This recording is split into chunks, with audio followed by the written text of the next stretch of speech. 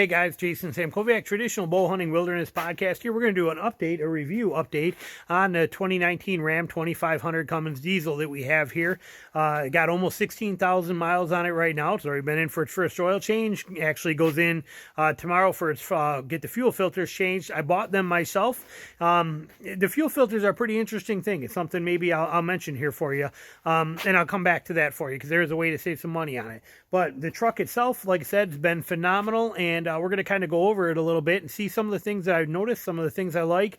There's not much I don't like, other than that stupid mirror. I said that in the first video that I did on this when we first got this after we drove it for a few thousand miles. I said I hated that mirror. I still hate that mirror, but I have towed this thing about 4,000 miles with my 8,000 pounds worth of camper on it and stuff like that, all the way through the mountains down to Georgia, from Michigan back down to Tennessee, over to Missouri twice. It's been around. It's done a lot of work here. It's been a great truck. So let's talk about it a little bit. Here it is right here. As you can see, we live on a dirt road out here, and it is wintertime, so it is definitely still dirty, and that's kind of the way it stays. If you watch my other videos, you know that I do have 4 layers of wax on it. It is well protected and taken care of. The truck itself has got some awesome features to it.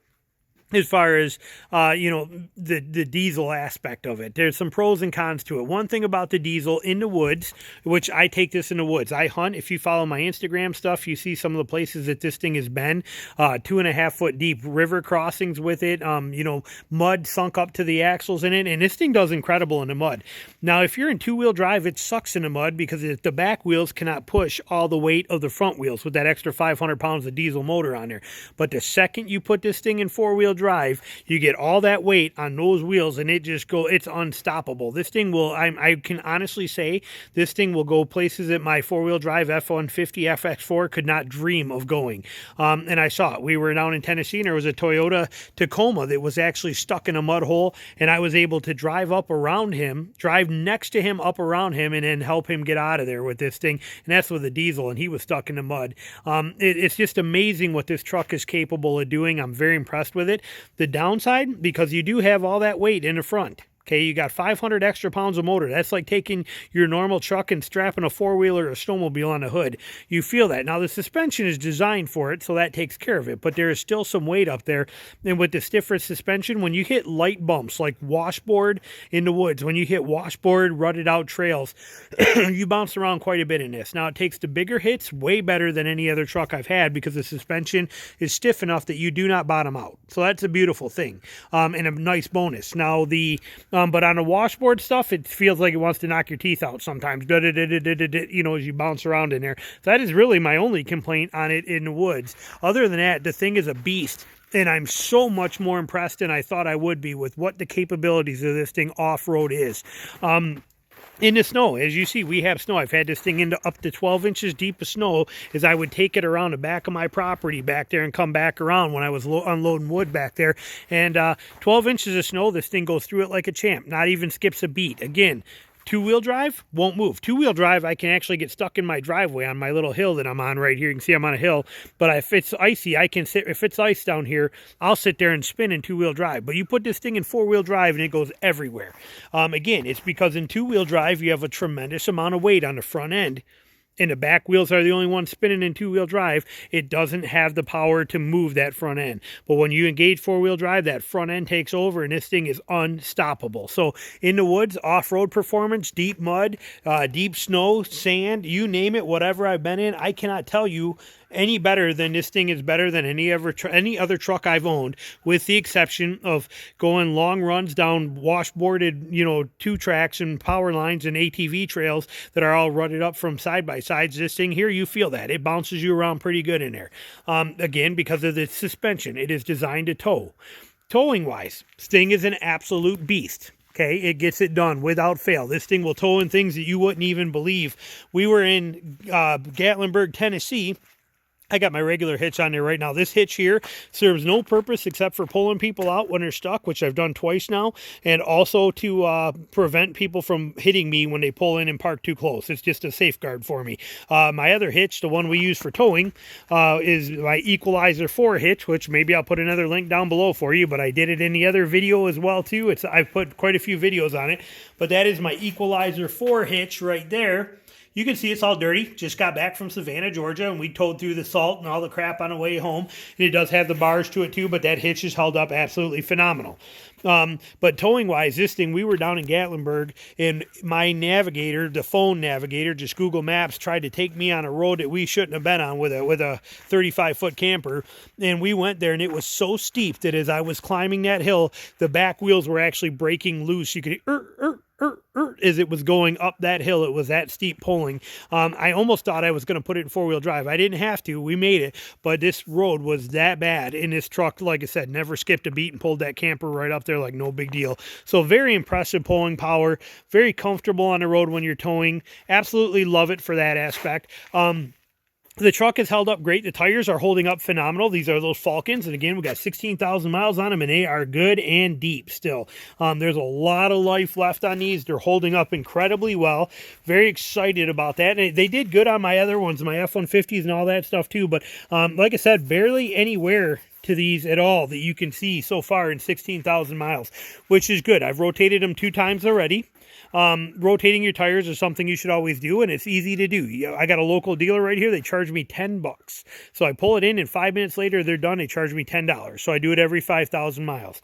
The Iconic running boards. These, remember, if you watched my first video, I put these on here temporarily, and they're cheap. They're only like $200, and I bought them because they did not make the full extended ones that I want yet, or were not available. So I bought these as a temporary. But I'm telling you, they're holding up incredible. There's zero rust on them, zero rust on any of the brackets. Yeah, they got a few stone chips on them.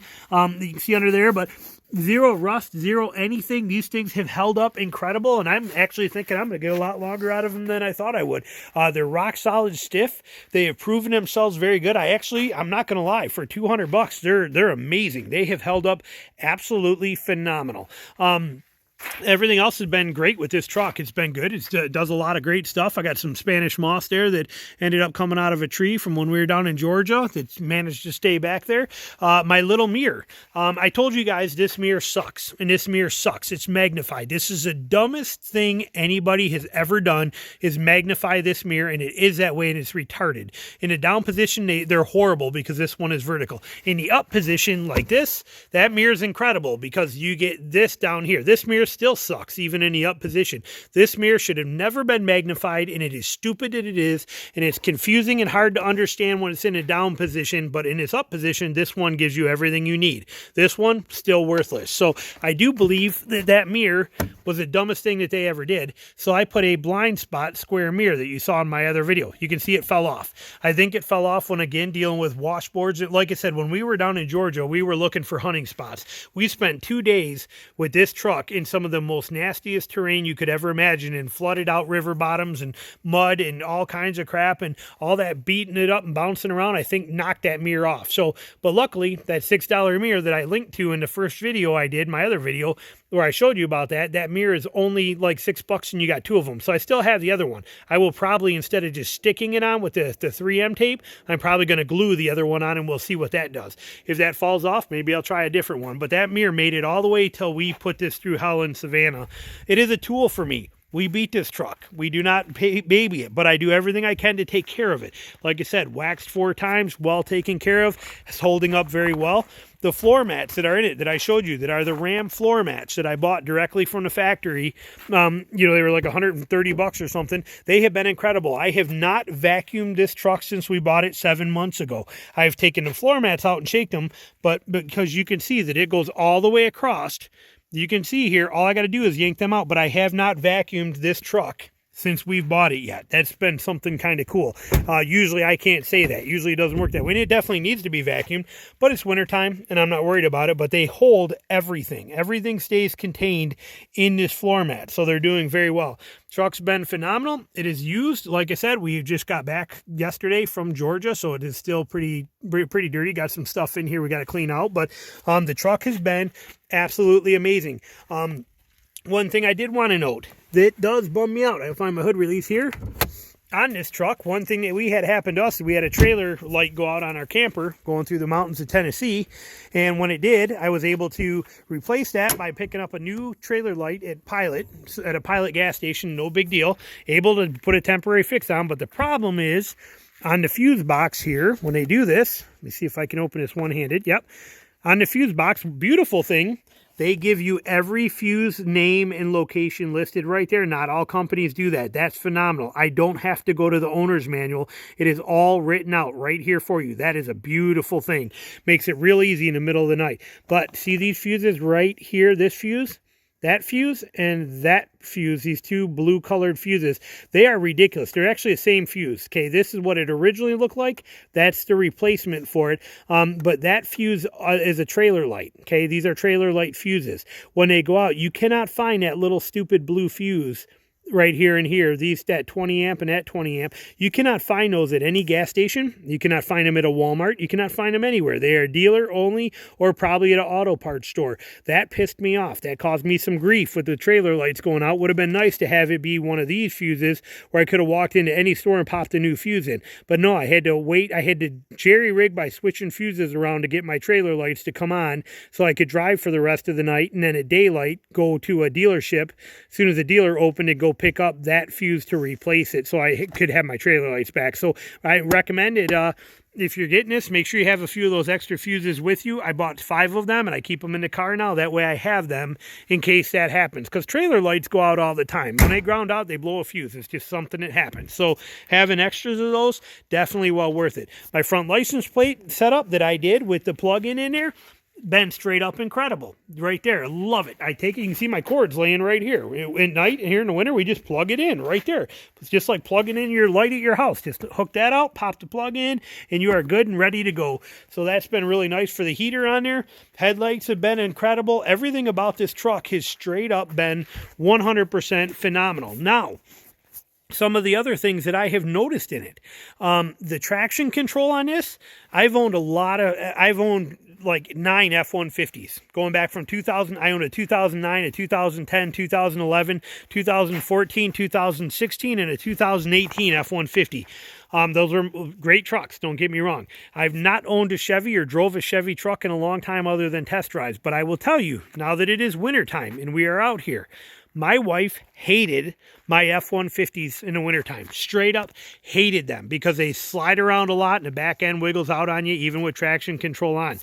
This thing here, as well as the Jeep, as well as my daughter's Compass, which is usually over here, these Chrysler products, these Ram trucks, their traction control system is unmatched. Ford, you could learn something. You need to call Chrysler up and say, hey, tell me a little more about your traction control system, because this one, it does not move, it does not slide, it does not budge. My wife says it is the most comfortable, confident, safest vehicle she's ever driven in the winter ever.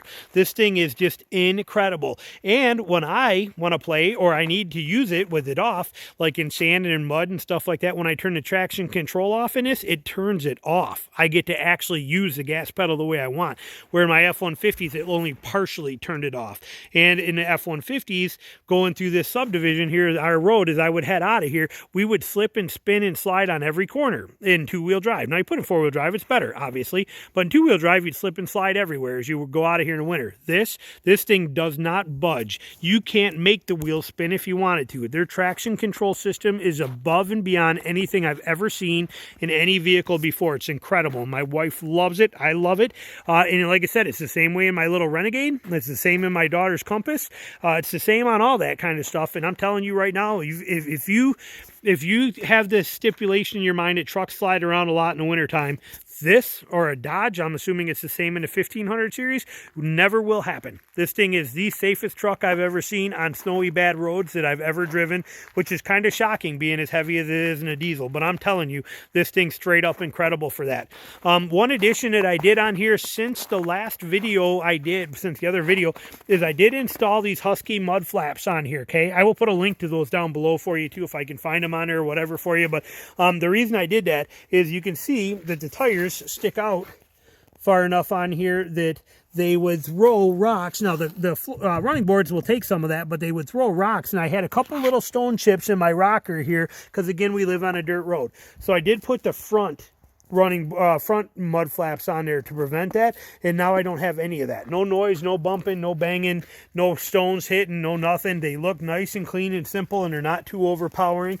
So those were a great addition, and they're not expensive, but you can see where they would save the whole rocker panels and everything from stone chips, especially on a black truck. So that was a very good, worthwhile investment.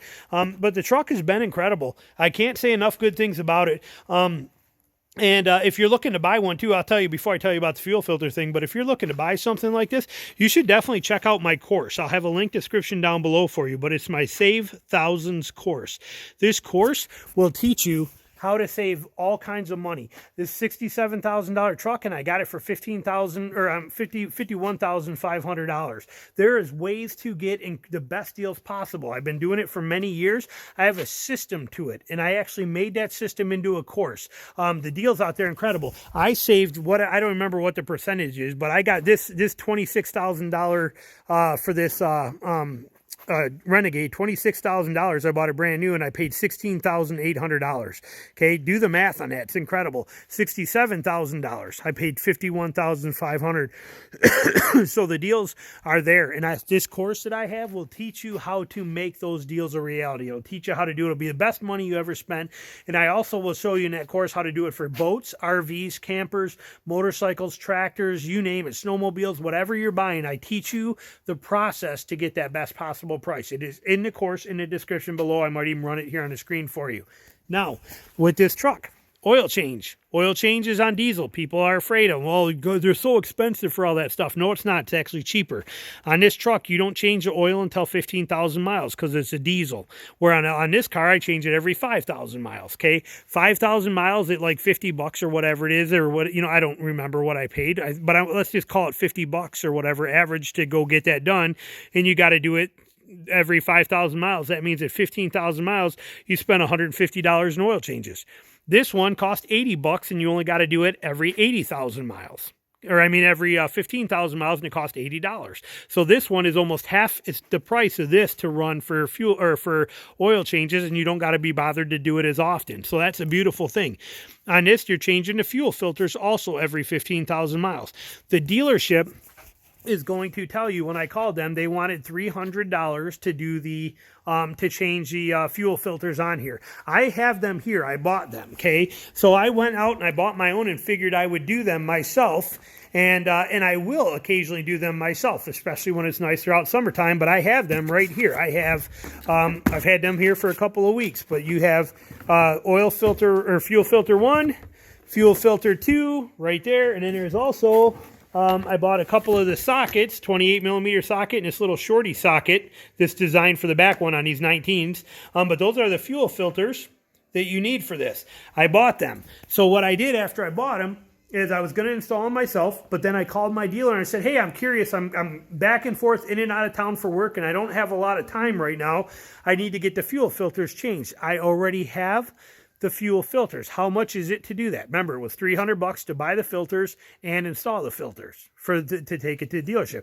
They told me $133 for me to actually bring it in and use those filters. I paid $90 for those filters. So instead of being $300, you're talking $220 if you buy the filters yourself and bring them with you to the dealer and have the dealer install them. So I saved $80 only difference is instead of the dealer picking the parts up for me, I had them ordered from Amazon. That's where actually I bought them from Gino's Garage. I think you can get them on Amazon too. I will find a link, put it on there for you. I don't know if the new rear one for the 2019 was at Amazon. That might be why I bought that one from Gino's, but I'll try and put a link on there for you. But they are not the same as the 2018s. Okay, 2018-17, that rear fuel filter is not the same on a 2019. So you want to make sure you get the right one. But we love the truck. Straight up love it. The quality is bar none the best I've ever seen. The interior is the most comfortable. Like I said, we've just got done doing a 2,000-mile trip in it, and we pretty much drove it straight through except to sleep where we wanted to at. And I'll tell you what, this thing is amazing. I have never owned a truck this nice or this good in my life. And now there's going to be people that watch this that is going to make me laugh, because on my last video, there are a lot of people, Ram sucks, Dodge is garbage, it's crap, blah, blah, blah, all this kind of stuff. You know what? That might have been the case 10 years ago. I did a lot of research when I bought this, and now I've just also done, like I said, 16,000 miles of driving in the last 6.5 months with this truck and covering a lot of ground. And I've also put 7,000 miles on this one back and forth for work. I pay attention to what I'm seeing on the road. I run highways a lot, so I see a lot of what they call hotshot truckers. Okay, hotshot trucker is a self-employed guy who basically runs a diesel pickup truck with a big gooseneck trailer, and he hauls things for everybody. Think like uship.com, those kind of people. Do you know that in that trip we just went on, I paid attention, and I saw for every 10 hotshot truckers I saw on the road, 7 of them were in a Ram. Okay, and then the other ones were Ford. I never even saw a hotshot trucker in a Chevy. Okay, something to keep in mind. We just went to 2 RV parks, one in Savannah, and then we stopped and went to one in Pigeon Forge. At the one in Pigeon Forge, there were over 200 RV spots on there. Do you know what the #1 truck I saw in there was? The Dodge Ram right there with the Cummins diesel. It was the #1 truck. I mean, tenfold over everything else in there, followed by Ford. Ford was also there. And another interesting thing, I saw a lot down there. I saw a lot of Nissan Titan XD pickup trucks.